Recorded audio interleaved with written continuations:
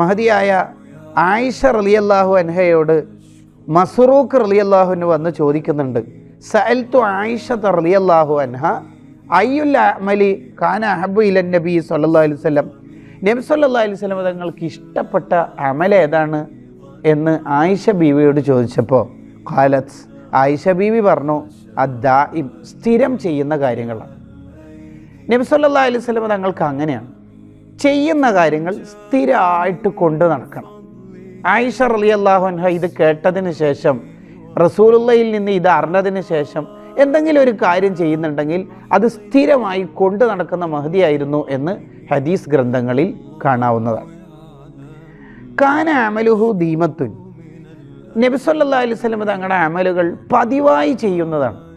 ഏതെങ്കിലും ഒരു പ്രഭാഷണം കേട്ട് ആവേശത്തിൻ്റെ അങ്ങേയറ്റമായി ലക്ഷക്കണക്കിന് സ്വലാത്ത് അങ്ങ് തീരുമാനിച്ച് പിന്നെ തളർന്നു, കുറേ ഖത്മുകൾ തീരുമാനിച്ചു, കുറേ ഓതി പിന്നെ ബ്ലോക്കായി, അങ്ങനത്തെ ഒരവസ്ഥ വരരുത്. മറിച്ച് നമ്മൾ ചെയ്യുന്നത് എത്ര കുറഞ്ഞതാണെങ്കിലും അള്ളാഹുവിനും നബി സല്ലല്ലാഹു അലൈഹി വസല്ലം തങ്ങൾക്ക് ഇഷ്ടപ്പെട്ടത് അത് സ്ഥിരമായി ചെയ്യുക എന്നുള്ളതാണ്. എന്താ അതിൻ്റെ കാരണം?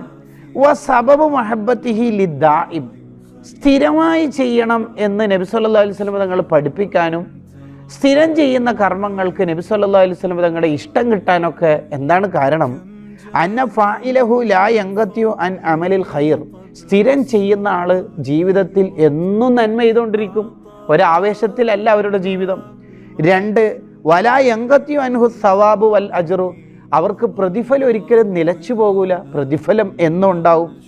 വയജ്തമിയു മിൻഹുൽ കസീർ വഇൻ ഖല്ലൽ അമൽ, അമൽ കുറച്ചാണെങ്കിലും പ്രതിഫലം കുറേ ഉണ്ടാവുമല്ലോ, കാരണം പലതുള്ളി പെരുവെള്ളമാണല്ലോ അവരുടെ ജീവിതത്തിൽ ഉണ്ടാവുക.